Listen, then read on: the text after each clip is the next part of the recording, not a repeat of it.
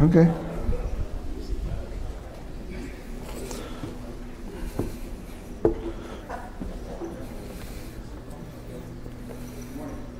There you go. One on the right. Are we on? Right here? Yeah. So Buenos dias, good left, morning. left, the right. I am Juan Coronado in the History Department. I am coordinator of Latino and Puerto Rican Studies on behalf of Latino and Puerto Rican Studies and the Latin American, Latino, and Caribbean Center. We bring to you the Cesar Chavez Lecture. Our guest speaker today is Dr. José Ángel Gutiérrez.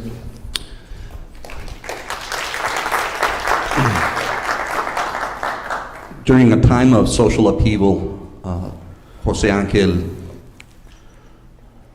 mobilized, organized a community in South Texas. He's co-founder of the Mexican American Youth Organization. He is founder of La Raza Unida Party. He fought for Chicanos all over South Texas, all over Texas, and I'm glad he's with us today. He is the President and Chief Operating Officer of the Greater Dallas Legal Community and Development Foundation. He is both a licensed attorney in Texas and several federal jurisdictions, and Professor Emeritus of Political Science and co-founder of the Center for Mexican American Studies at the University of Texas, Arlington. During the Chicano movement, he was considered one of the four horsemen of that era, and we have him here today on campus. Gracias. That was not a Trump gesture. That was not a Trump gesture. Thank you so much for the invitation. This is my first time in Connecticut. I've flown over it and across it, but I've never been in it. And I listened to my wife, as all good husbands and people that want to stay married should do. So I brought sweaters and coats and jackets, and I'm sweating already.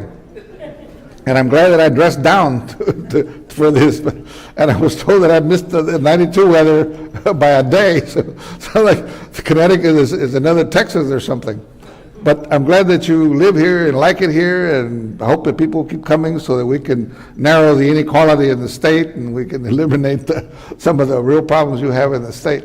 But you're not unique. This is happening all over the country. Anyway, back to the story here.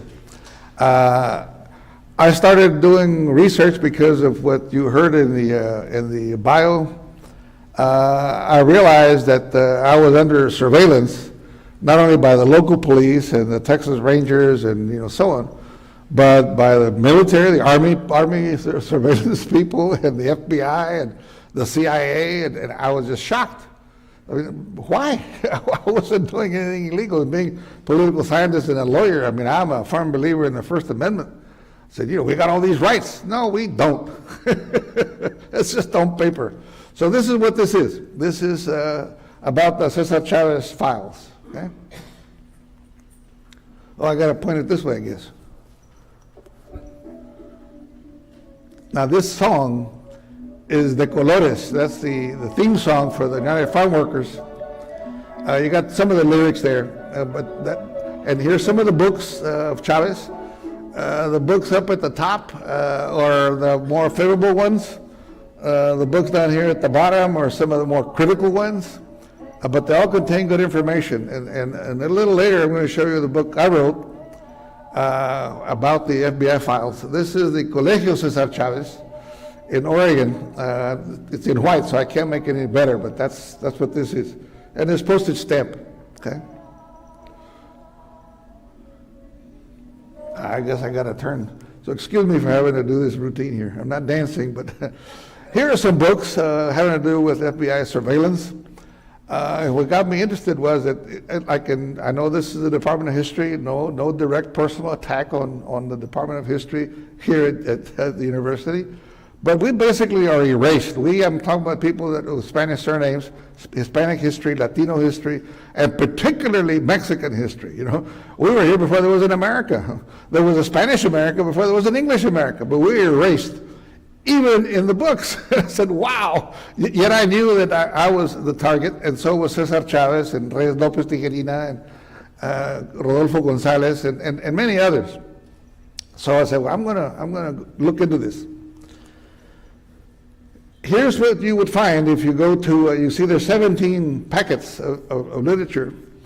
And if you go to FBI.gov and then / the vault or just vault, you'll get to a directory, and you can go by alphabet or you can go by topics, and you can find what they already have released to others. Now, when you do a freedom of information request, it can only be done with people that are dead. And if there's someone alive and you want them, they have to give you notarized signature to be able to access their files. So it's not easy, and then the bureaucracy is horrible. Right now, they claim that they have about a 14 years backlog. So you may as well tell prospective junior high students, if you have dual credit programs or anything around like that around here, you might tell them to start now making their request so they can do a paper when they get to college here, or a master's or a PhD. But this is what they look like. Here's the book I wrote. I want to point out to you 1975. There's my shadow. You see the 75 right here? Or there's a little, never mind. You see the 1975. The FBI will not release records past 75 on Chavez. Now, if anybody's got connections with a activist law firm or a little foundation, I'm looking for a little funding so we can sue them. Because I'm a lawyer, but I don't want to be my own plaintiff and lawyer at the same time. But we need to get from 75, because Chavez did not die till 93. So there's a lot of hidden stuff. And this is the contents of that book that I wrote. And Dr. Coronado has a copy. Maybe you'll get one for your library so that others can look at this. Now, Chavez did not be, whoa.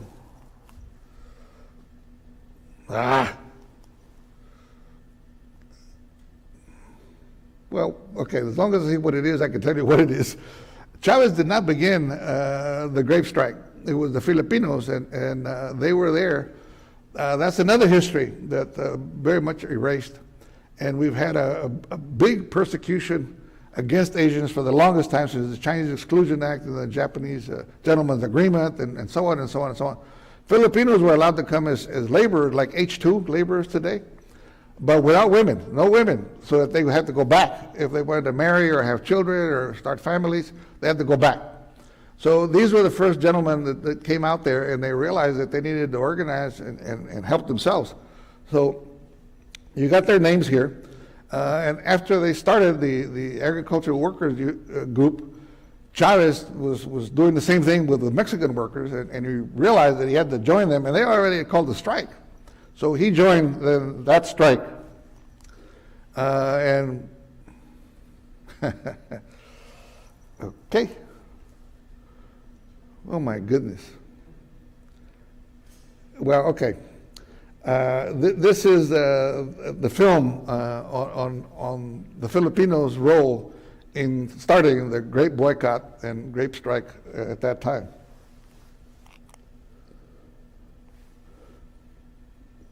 This is the original card, just for souvenir. If you ever run into one at some garage sale or some pawn shop, get it. They got the original signatures and so on.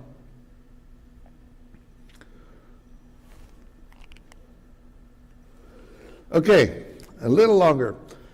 You got Helen there, older Helen, with receiving a commendation, a presidential medal for Cesar posthumously from Barack Obama. And you got Chavez there, the sailor man. And you got Chavez, the little kid. And Chavez, believe it or not, this photograph is valuable. You've never seen Chavez other than today here in a suit with a mustache. He's the second one over when he used to work for CSO, the Community Services Organization. And he left the Community Services Organization over the issue of organizing farm workers. He kept asking the CSO to address that issue. Now, as a group of people, Mexican origin people of the United States lived in rural areas. It was not until 1960 that the urbanization began among people of Mexican ancestry. So we're talking about the 40s and the 50s here, when Chavez is saying, look, we've got to organize these people in the rural communities. Can't just be LA, can't be just San Francisco, can't be just San Diego. But they wouldn't listen. So he finally said, if you don't do this, I'm going to quit, because by that time he was the director of the CSO. But let me go back to the sailor man, because this is very important. He realized that being a farm worker was not a future, not a career, and he hated it, but that's the only thing he could do. His family, his grandparents had been somewhat wealthy, but then, all kinds of things happened due to depression and so on, and they lost everything, so they all had to become farm workers out of Yuma, Arizona, that area. So he thought, I got to get the hell out of this field work, and he joined the Navy. He had to lie, because he wasn't 18. He didn't have a high school diploma. He had dropped out, like many kids that back then used to do. And in the Navy, they didn't tell him he could get a GED either. And since, he was dark-skinned, they placed him along with other dark-skinned people at the very bottom of the boat to do the worst kind of work. And he hated the Navy. Every day he dreamed that he could go back to the field work because he hated how they treated him in the Navy. When he got out, I was discussing this with Dr. Coronado because of his research interests. They did not tell him about the GED to begin with. They didn't tell him at that time that he could borrow money to go to school, or that he could buy a house, or he could go try to buy the farm that they lost back in Yuma. Nothing. So what did he do? He went back to the farm work, and that's where he met Elena Favela. You'll see her, a younger version, in a little while. And they married. Now, she knew, because he wanted to organize farm workers, she knew what she was getting into. What she didn't know was that he was a real good Catholic, so they had a baby every year for the first 10 years of their marriage. So very soon they had 8 kids, and he's still trying to work as a farm labor organizer. That doesn't pay. So anyway, you got some of that story here, but that's what these photographs are all about. Now, this is too much to read, but the boycott basically lasted 5 years after the merge with the Filipinos, and it was most successful because Chavez was able to reach into what was going on as the Chicano movement overall across the country and get them to support the boycotting of grapes and lettuce and so on. There was a slide earlier, but it got confused here. California agribusiness is powerful. It's billions of dollars. It's probably the second largest contributor to the economy of California back then, particularly. So this was a very powerful enemy that he was going after, okay? Reaching all the way to the White House. And we had several California governors who became presidents during these times. So they colluded with the growers and the unions, like the Teamsters, to destroy Chavez. He was their number one enemy because he was being very effective with the boycott.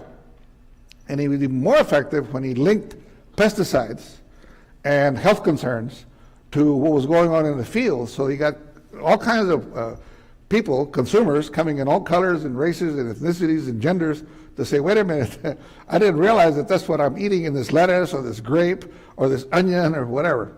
So he was very astute in developing an international boycott, and that really crippled him. During the Vietnam War,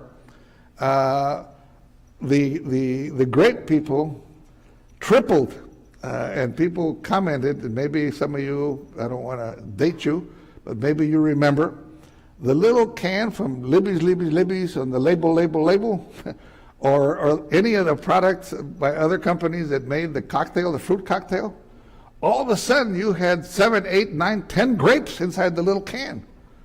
And the same thing with Vietnam. They tripled the orders for grapes.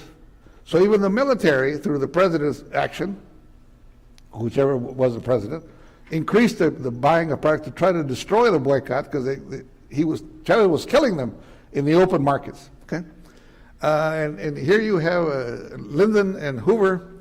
Hoover had a problem with pronunciation. He could not say communists. He said communists. So that's why that joke is up there. And he was a terrible guy. He hated everything about himself and projected that into others. By that I mean he was gay, so he hated gays. He dressed sometimes, and when he was found dead, he was dressed in women's night clothing, and he hated women and lesbians and trans people. He had all kinds of, he hated blacks, hated Mexicans, he hated everybody. Okay?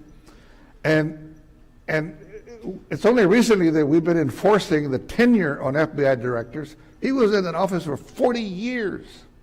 He didn't go to the military because he got hired as a law clerk, and then he graduated law school, and this is all he did. So he created a culture in the FBI, and his favorite agent were Mormons, because they didn't smoke, they didn't drink, and supposedly they didn't cheat on their wives. Now, and when he met the first good-looking Mormon, Chuck Tolson, he made him his boyfriend, and they lived together forever in separate houses. But they vacationed together, they worked together. It was the number 2 guy.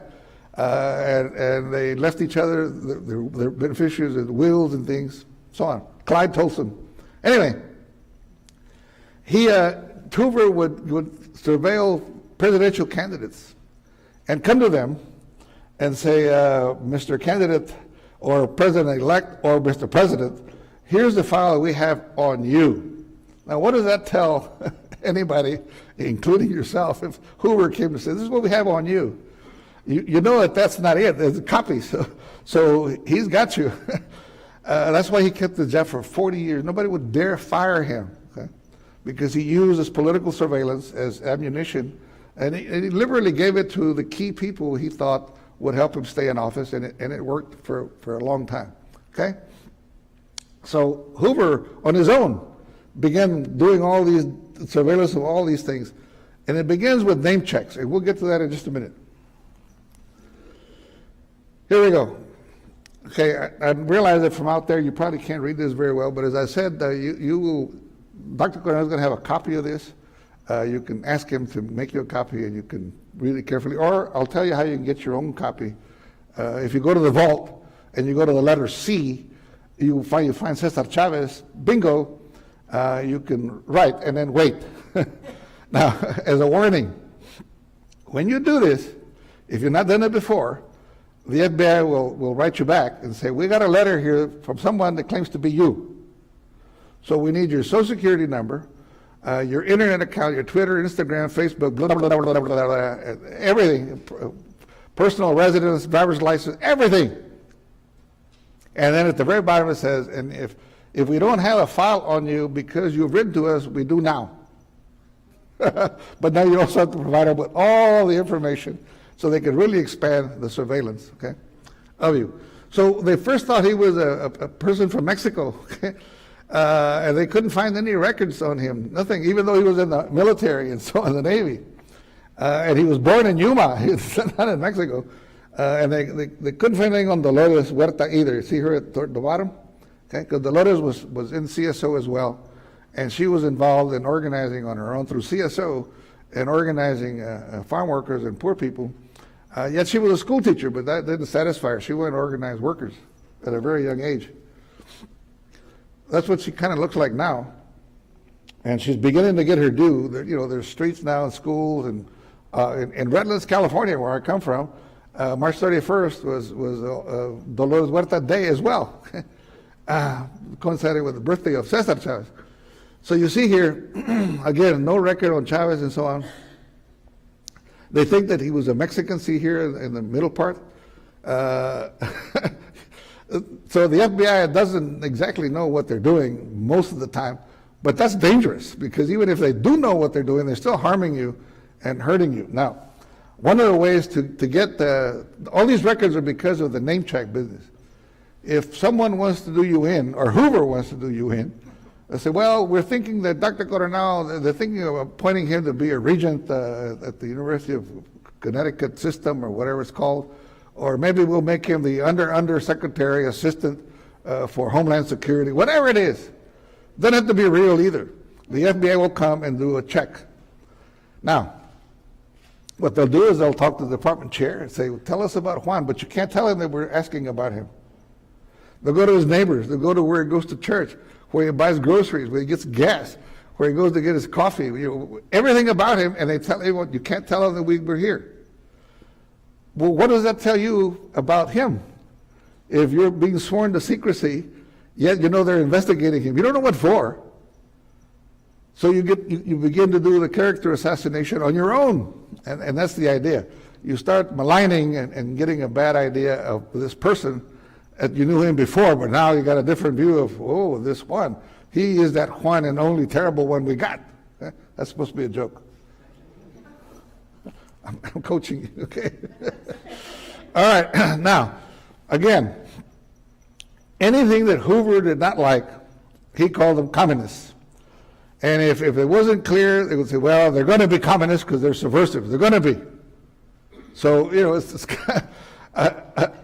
kind of like a never-ending cycle here. If you're not, you're going to be.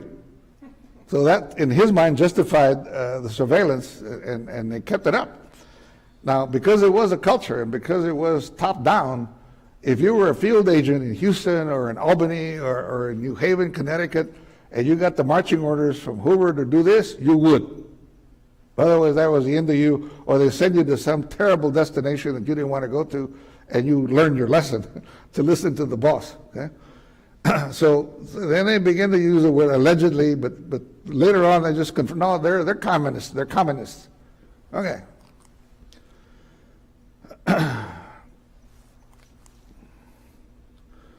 Now, one of the most effective things, you heard the song at the beginning, that's a Christian Catholic song from a movement within the Catholic Church called the Cursillistas or Cursillos. It's for older males, Catholics, to relearn their faith and repledge their commitment and their belief in the faith. It's a kind of like a training session, indoctrination, and that's the favorite song. Well, Chavez was a good Catholic, I already told you about that. So he realized that these icons and these symbols and these relics from the Catholic faith helped him organize others, and so he used them liberally. There wasn't a march that he didn't have the Virgen de Guadalupe up there in a big banner. He'd always have a priest and a nun saying mass or rosaries or things. He was Mr. Catholic himself. So you have the timeline over at the end over there, and he learned to do fasts, because to preach and to stand for nonviolence is very hard, especially when you're being beat up and killed and harassed and so on. It's easier to take revenge right away or to strike back. None of this, I'll turn the cheek. No.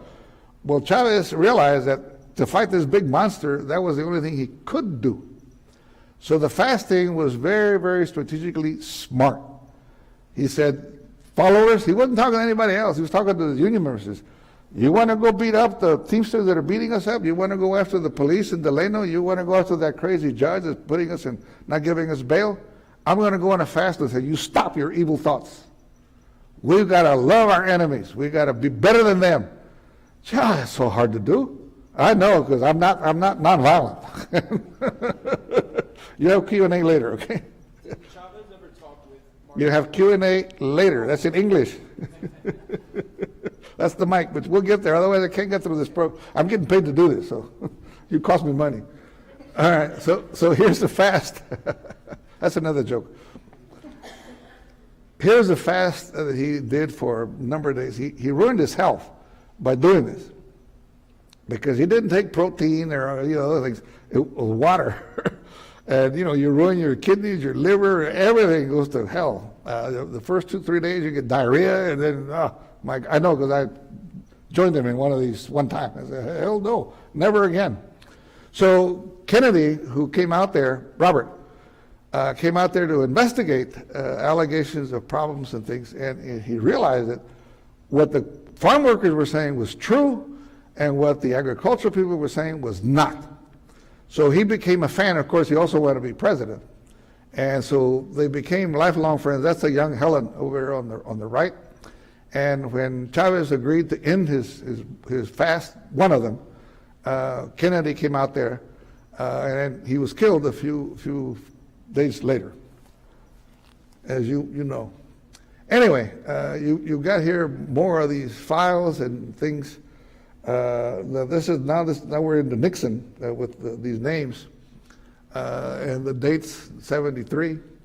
See, so the farm workers began asking for help, saying, "Wait a minute, these people are killing us, they're hurting us, they're doing all kinds of violence to us. We need your help." No response from the federal government to help farm workers ever.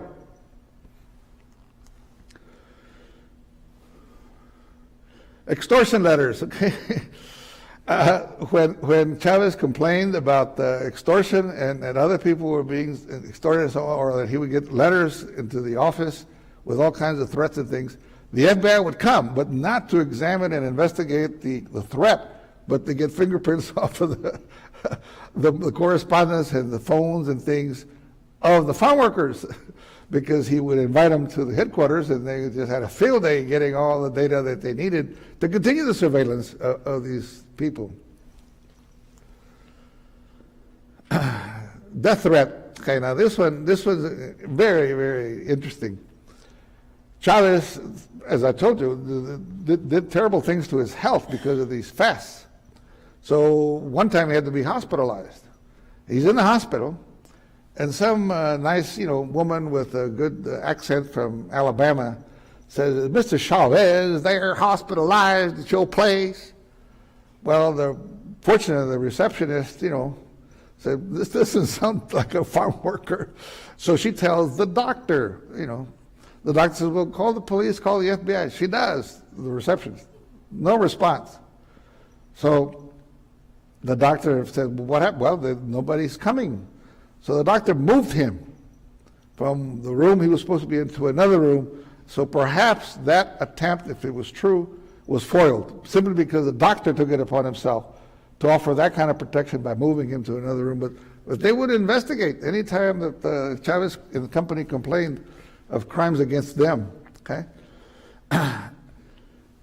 Now, the local police would harass farm workers in every town that they did throughout the Coachella Valley.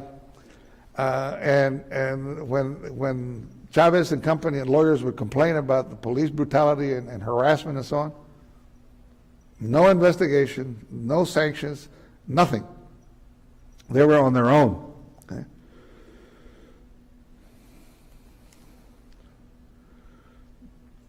"13 years of surveillance, at least up to this point, till then. Now you see the date up there until June 78, but we can't get files past 75. Okay? I can't get files. Nobody can. So there's one that I want to get to. Let's see. Yeah, the bombing. This is fantastic. This is not the FBI. This is another agency, the Alcohol, Fires, and Tobacco. When there's any kind of explosion or explosives used, that's who investigates. Now, the FBI may come out there, but the minute they know there was a bomb or there was something of that sort, the AFT then takes over. The AFT came and investigated and said, "No, Chavez did it himself. They bombed themselves so they get publicity." Unbelievable. All right, now, this is too much, okay? But this is out of Alaska, and look at the date.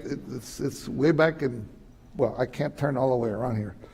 And anyway, but you've got several things here. One of the other ideas that Hoover had was to destroy the Union, was to get the Socialist Workers' Party and the Communist Party of America the program was called Hoodwink, to get them to go after Chavez. Because he was doing all kinds of terrible things to them, and then telling the Chavez people that it was the communists and the Socialist Workers Party that was doing things to them when it wasn't. It was the Teamsters and so on. But they figured this out. Both the Socialist Workers Party and the Communist Party figured this out and said, "No, we're not buying into all this." So informants and FBI agents had to pose as members of the Socialist Workers Party and Communist Party. And at one time, there were more members of the FBI registered as members of the Communist Party than communists themselves. There was a huge informant army that Hoover had. So now we get to the unraveling of Chavez. I don't know why. I have assumptions and just intuition, because the Teamster War lasted 6 years. And there were killings and mass arrests and violence and you name it. How much can you take? When you send someone to war, they come back sometimes pretty nuts because of what they see and what they hear. Well, can you imagine if he never can get out of the war? because he's not fighting for everything other than to be recognized as a union and get contracts. Okay, so he gets enamored with several things. One of them is a drug therapy program called Synanon, and that doesn't help. Okay, you can begin to see this. You see the first office, it opens in Delano. That's the street, that's the picture. And he begins moving away from being in contact with the farm workers, all the way up into a retreat up in the mountains. Gets rid of a lot of people. This information comes from those books up there, except the first one. The first one is a very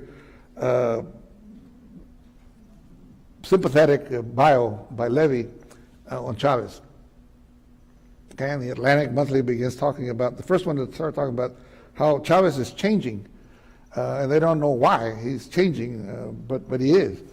He begins talking about the union being a cause as opposed to being a union. Wants people to do things that didn't fit being a union organizer. You know? Well, Eugene Nelson was one of the first ones to leave him. Antonio Rendain was punished by being sent down to Texas. He was one of the founders of the UFW, the only real Mexican national among the core group. He goes down to start the Farm Workers Union, and Chavez hates him from then on, even though Chavez won't organize in Texas. Chavez promised a lot of people that he would organize farm workers across the country. Did that with Valdemar Velazquez in Ohio, Jesus Salas in Watoma, Wisconsin, and others, including the Texas people, but he wouldn't. And when he went there, he would go and show solidarity and give speeches and so on, but he would say, we got to organize California first. As soon as I'm done there, I'll come here. Well, he never did. Never could finish either. This one is still alive. Gil Padilla, he was also one of the founders. I think he's retired now, but he was selling insurance last time when he was still active. And you got him talking about the organizing. They all were punished by being sent down to Texas to organize a non-union. Now, here's the boycott. Where the boycotts were. And look, he spends all the way in Europe. Okay, in Puerto Rico, they all began joining, and he moves the office to Keene, California, that he calls La Paz. That's up in the mountains, and has a room there for over 200 people. He begins dressing in white as if he's a saint.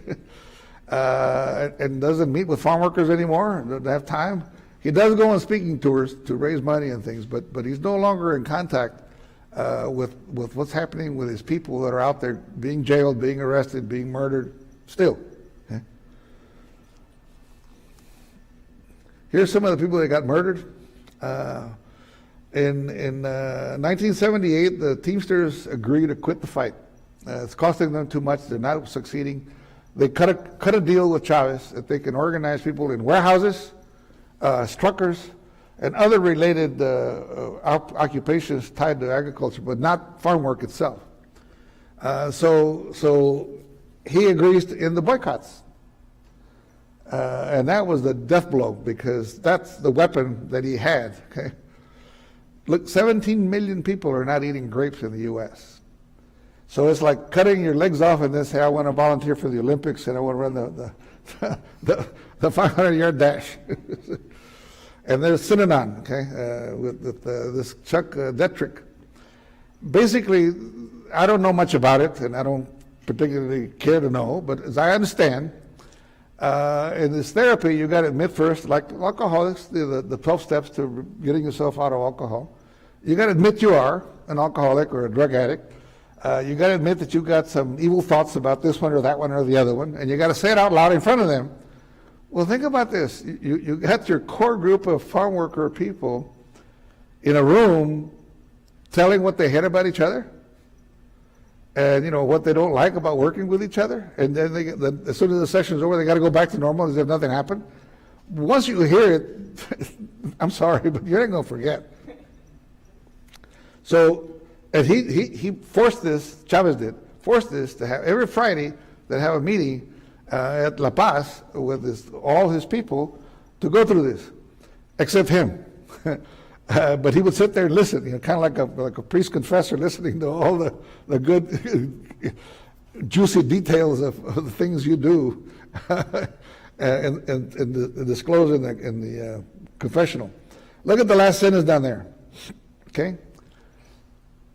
He has attorneys that joined as law students and had all kinds of volunteers, whites, blacks, Native Americans, Filipinos, even Iranians, all kinds of people would volunteer to come help Chavez, okay? And a lot of nuns, a lot of priests, and so on, including these attorneys.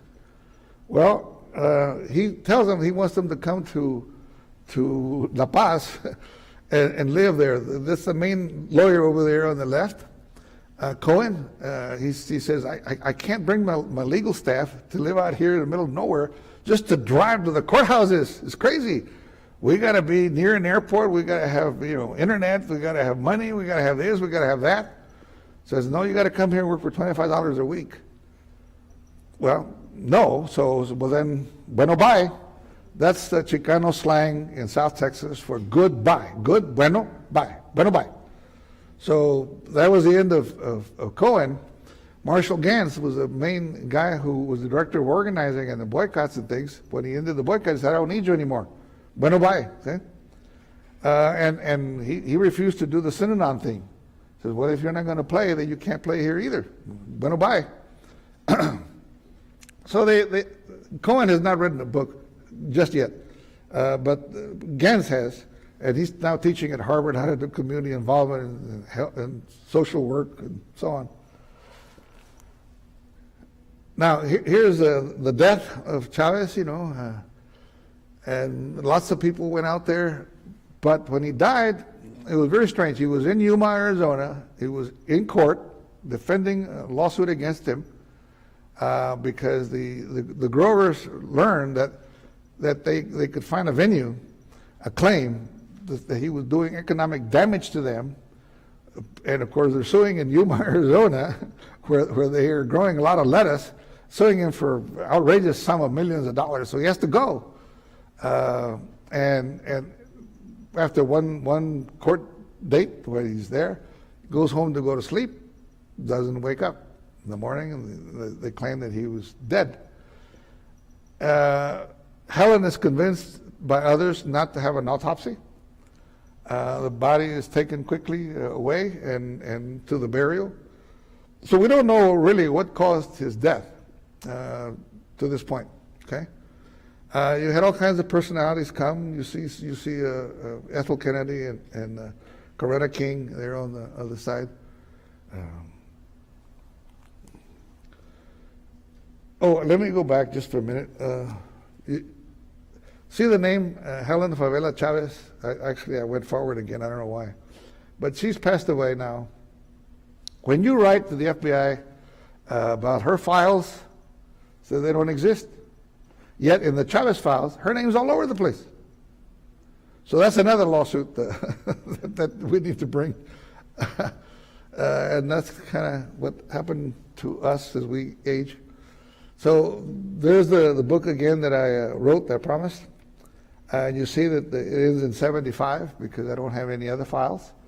This is the new leadership of farm workers. After Chavez died, his son-in-law took over. And now this is the woman that we have. Teresa Romero is the president of the UFW. These are some of the officers now, but they have very few contracts. There's some more people here. Now, one of the other problems that started happening within the UFW, some critics like Garcia, that wrote a book, says the UFW became the BMW because all his sons took over the important components like housing, health, the credit union, where the money was of the union. And even the brothers got to suing one another. It's a mess. It's a mess. Okay? Over the radio programs, you name it, so they're in trouble at the moment. It's not what it used to be. And then Dolores is still active. She's got her own foundation now. She was severely beaten in '88 by the San Francisco police. And from that settlement is where she started her foundation. And she's active at 92. She's still like the Energizer Rabbit. She's out there, especially if it's having to do for the Democratic Party. She's the main cheerleader and in love with Hillary Clinton. But that's, that's politics.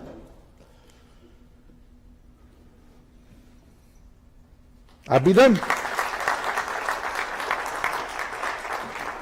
There's the mic, my friend. You had questions, a burning question. No equal time, just burning questions. How's it going, sir?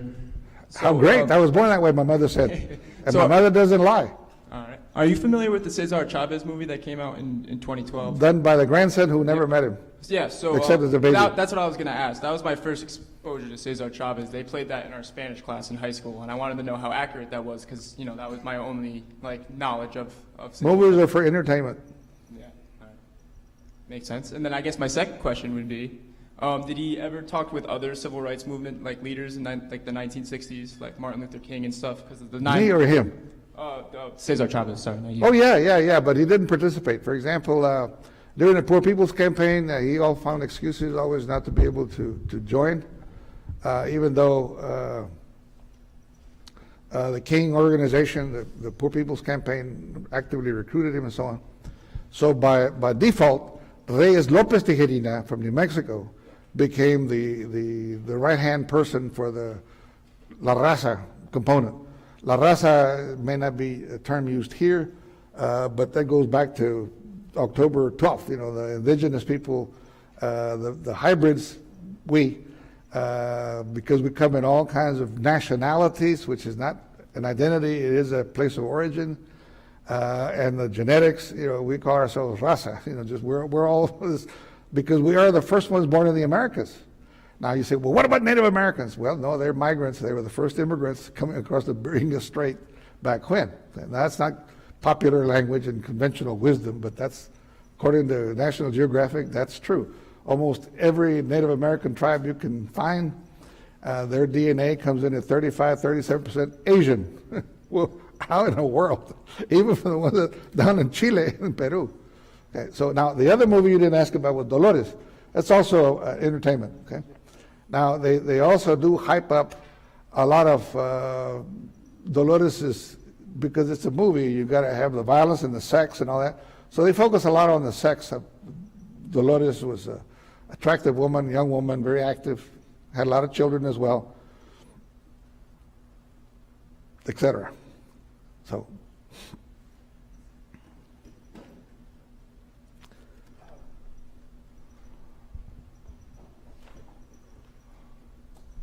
What is the FBI standing on why they're not releasing documents after 75?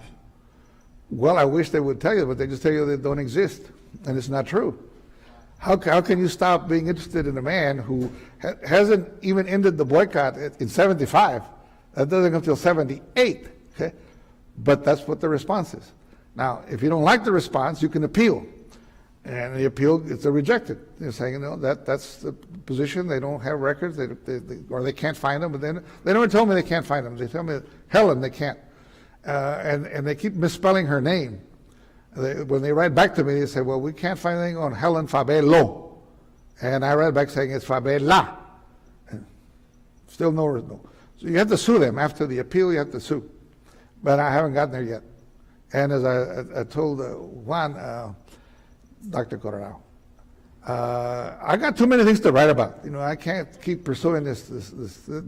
I've opened the door, and I call it Hidden Histories, and I'm suggesting that you might want to look at this because we have a tendency, all of us, to blame ourselves. We're very severe with each other. We're very critical of each other. Well, he doesn't talk right. No, he doesn't dress right. No, he doesn't know what he's doing. No, he's not smart. No, he drinks too much. No, we blame ourselves too much for everything. Not true. We have a lot of help in screwing up. In this case, the U.S. government. Right? And if you didn't quite catch on through the things, I didn't tell you. The Richard Street was a journalist at the Los Angeles Times when Chavez died, and he knew about FOIA, and that if you're dead, you can get the files. So he wrote right away, and he had trouble for a while, but he finally got the files. And then there's so many people started writing that that's when they posted them publicly in the vault. Okay, so when they get whatever the magic number is of asking for the same file, they put them there. So you can go to the vault and find a lot of information on just about anybody that they want you to know that someone's asked. But if you got, for example, Elizabeth Betita Martinez, her other name was Sutherland because her father was Mexican, Martinez. Her mother was Sutherland, and she was born somewhere up here, Boston, or I don't know, up here somewhere.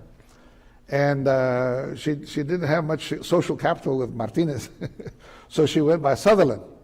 And she ended up working, she was dark-skinned like Chavez, and she ended up working for SNCC until SNCC, Student Nonviolent Coordinating Committee, until SNCC decided to have an all-black policy, saying that nobody but blacks can run the organization.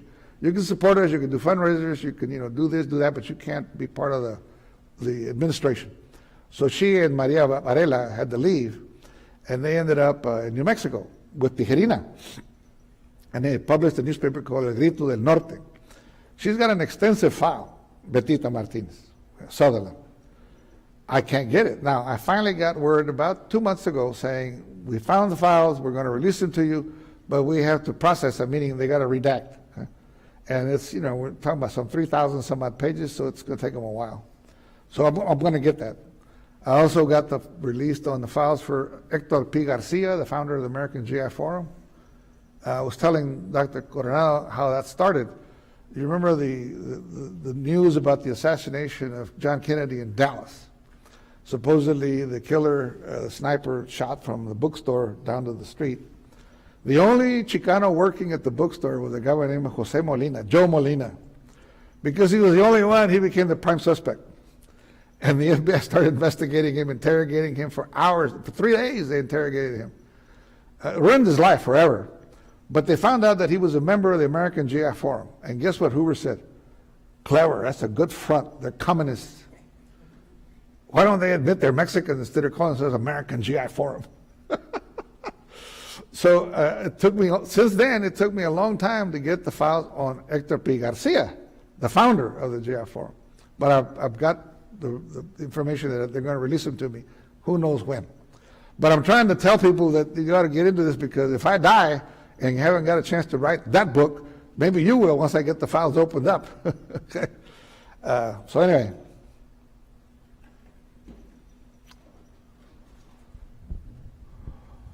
Good morning. Thank you so much for your presentation.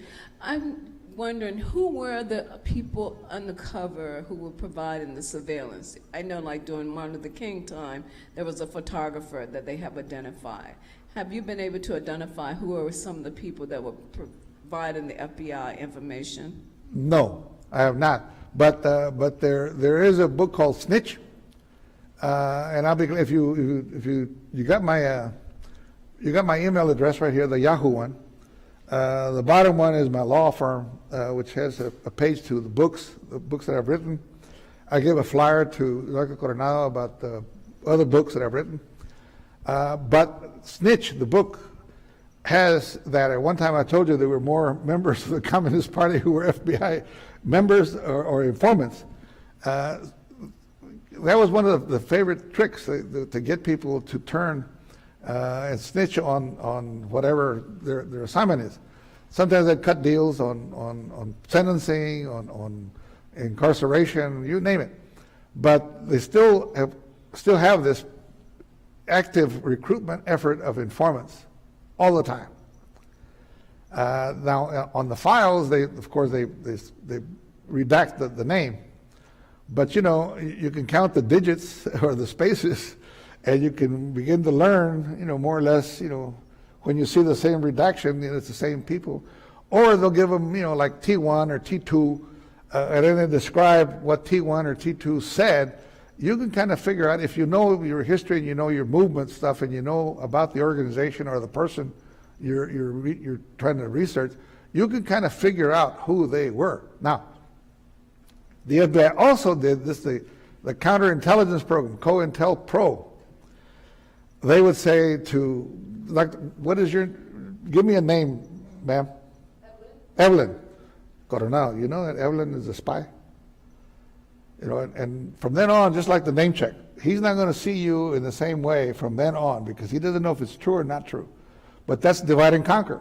The minute you plant suspicion, and then let's say you vote the wrong way, whatever group you belong to, and they don't like the way you voted, well, that's why, you know, you heard about her, remember? We knew about her. So they were informants and then they were pretend informants, but still the result was the same. They destroyed the organization. And these goals are listed in the COINTELPRO March 68 document that started that. You're supposed to destroy, neutralize, that's FBI language for killing, okay? There was a young professor of English who went down to teach immigrants in Mexico because there was a border coverage program, that's another COINTELPRO, trying to get Mexicans on this side and Mexicans on that side to come together and work together. This teacher, English teacher, Anglo guy, was teaching English. Hoover thought that was terrible and they ordered him to be neutralized. And he was. He disappeared. So, I mean, there's all kinds of stuff in there that's horrible to read. But you got to learn the language and you got to learn the codes and the exemptions about all that. Now, Dr. Coronel is going to have another presentation that I'm making later tonight with the grad students. That has more information on the FBI, the surveillance in general. You might ask him for a copy of that if you're interested. So I cannot answer the question directly, but there is a lot of background here. Other questions?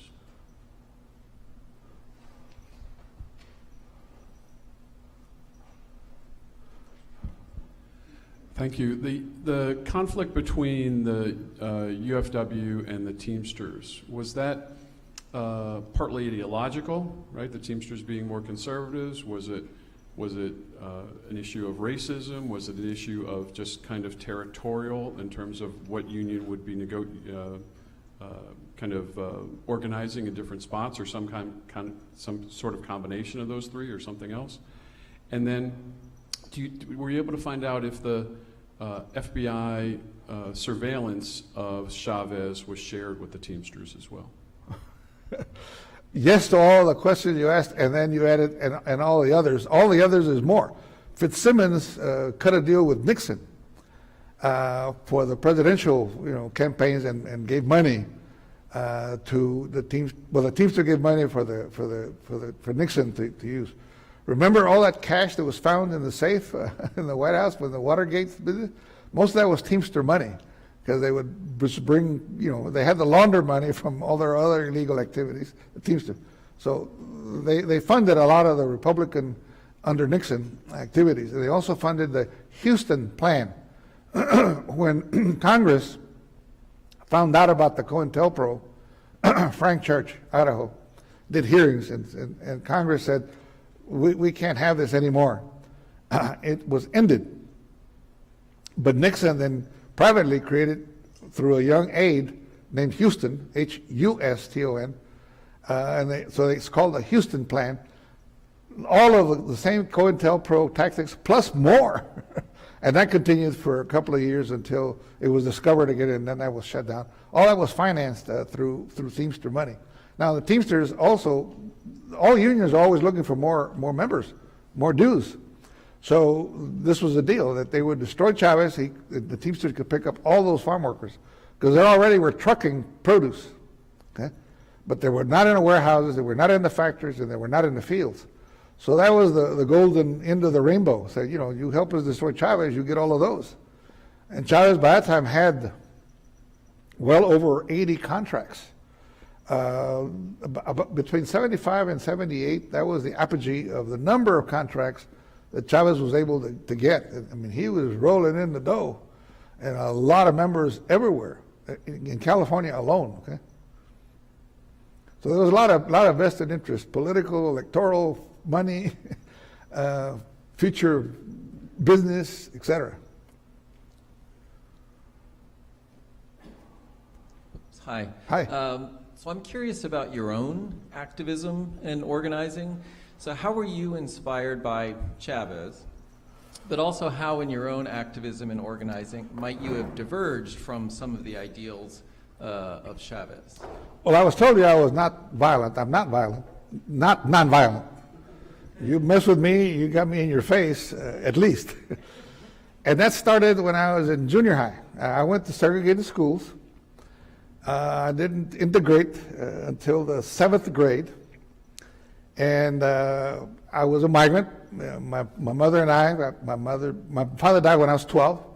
So we had to become farm workers, and that was very difficult, very hard. And as farm workers, you leave early and you come back late for school purposes. Well, I got big ears, which tells you that I'm very smart, okay? And I listen to everything, and I hear everything, and I process well. So I was watching, the football team and watching the high school. The older girls always seemed more attractive to me than the younger ones, for whatever reason. Maybe my hormones got to kick in early, whatever.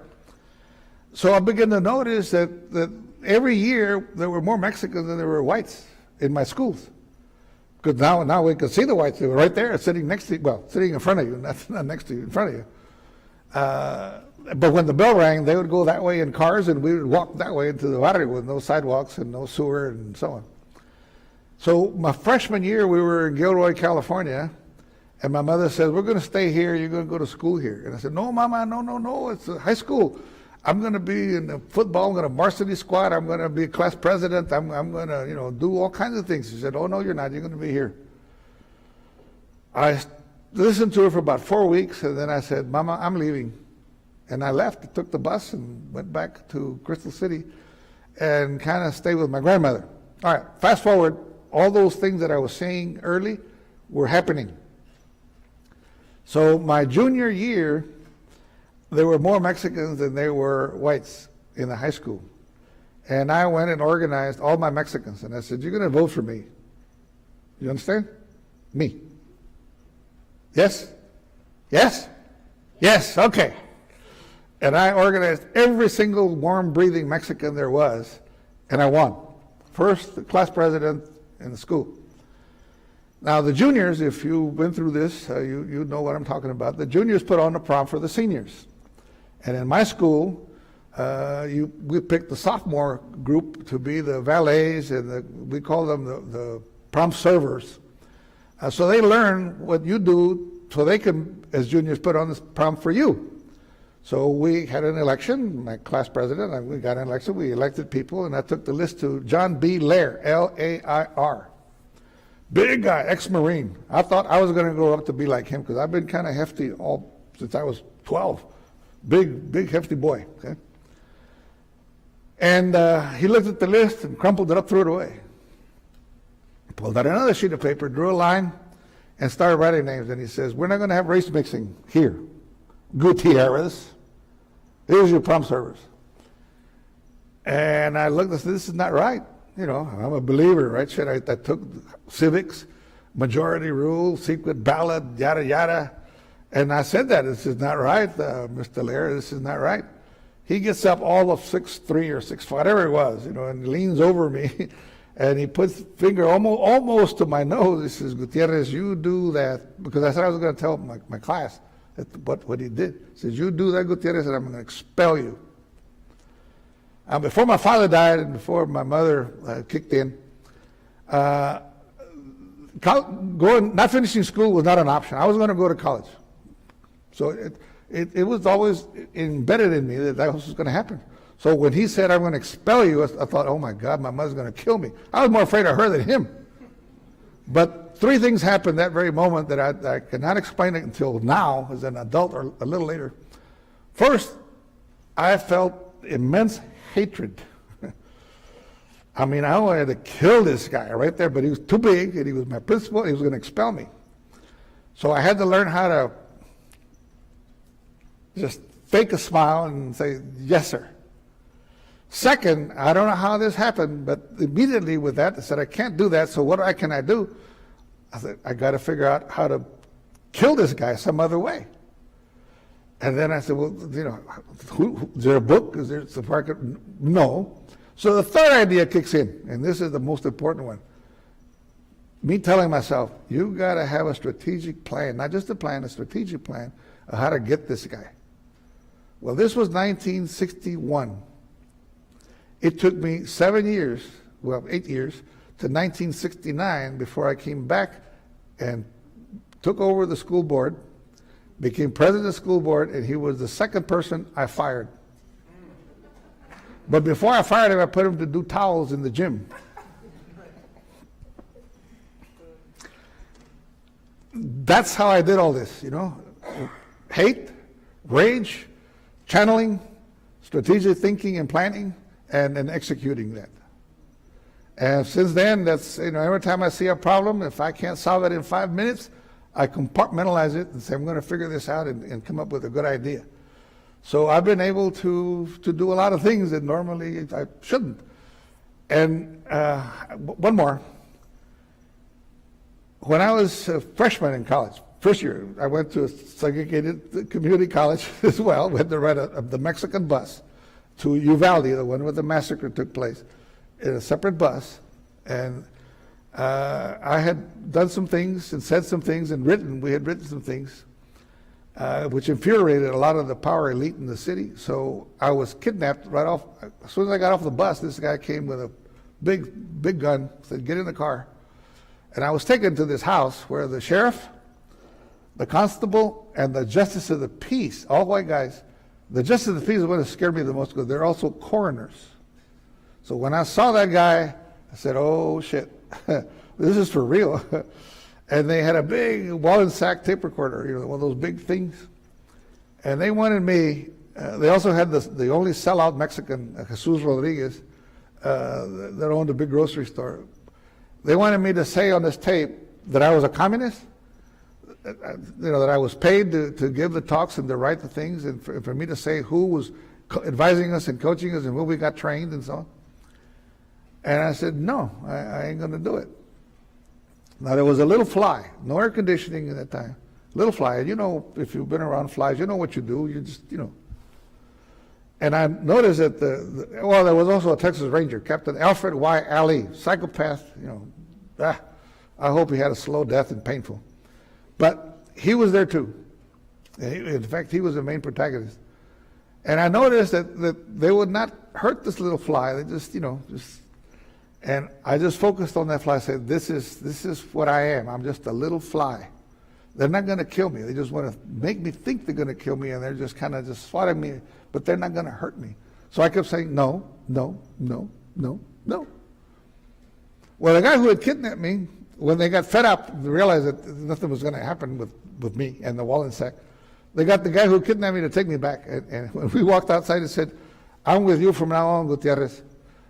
You got big genitals, you know. I never seen a kid like you, you know, put up with them. I'll be scared to death, but you're my man. I'm going to be with you from now on. Well, I didn't believe him, but I took his offer. He was the only Mexican that had the Gulf franchise in town. So those two things is what taught me, you're going to die anyway. It's just a matter of when. And if you do things, good things every day, any day is a good day to die. And you always got to have strategic plans if you want to get there. And I don't care what the obstacle is, you can get there. You just got to figure out what resources you need and stay committed. I don't know why, but that's me. So you piss me off. You actually are energizing me. I become Dolores Huerta. And I'm the last one living of all those people.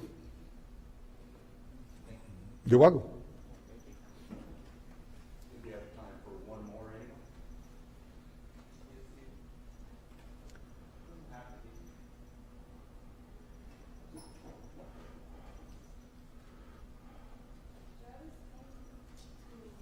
Start again.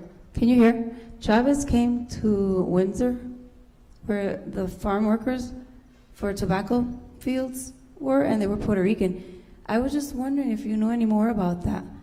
Yeah, Chavez came out here to Connecticut and Rhode Island a couple of times, not only to express gratitude for the support among other union workers and boycotters, because the boycott committee organized all kinds of people, beginning with regular middle-class housewives of any color and so on to not buy the products at the grocery stores and do picket lines at the stores. So he came out here and supported them that way by thanking them for helping him. And he also came out, by no more about Connecticut, in Rhode Island than here. He came and stood in picket lines with some striking workers there. And he also did the same thing with some blacks in Mississippi and in Memphis, the garbage striking people. I don't know much more about that. Thank you. You're welcome. Jose, can you talk a little bit about the project on Boricuas that we were talking about last night? Oh, well, I was at Stanford for a year, a couple of years back, and they pay you if you go to this fellowship to do what you want to do. So I said I was going to write a book. I wrote 3 because, again, I'm prepared to meet the obstacle. In this case, I got my files. I've been researching these files and collecting files. I got about 89 boxes of files. If any got suggestions of who would want to buy this archive, let me know, because it needs to be someplace. I can't finish writing, and that's why I changed over from single books. I wrote the single book on Chavez, a single book on Tijerina, and then I realized, I'm going to die before I finish. So I switched over to multi-chapter books, and Dr. Correo's got one of those. The others are in the law office, my book section link. So I had 12 packets of material on Puerto Ricans. And then I began looking around and realized that other than young lords, no one has really written anything about surveillance of Puerto Ricans by the FBI. So I wrote a book, Bashing Boricuas. He's got a copy, and you can also find a copy if you just with my name, Amazon, books by Gutiérrez at Amazon, you'll run into Bashing Boricuas, the FBI War Against Independistas. And I go all the way from when Spain gave independence to Puerto Rico, and in the brief moment of being a republic to the time the U.S. invaded and took over, all the way to the young lords and the taking of the Statue of Liberty. I do have an epilogue where we talk about how being a territory and not a state, being a commonwealth, is so precarious and so bad for Puerto Rico and its people. As you saw it through the hurricanes, and you saw the devastation and the lack of aid and empathy for Puerto Ricans on the island. So that I wrote the book because I had all my stuff there. It's a matter of writing, and I like to do this.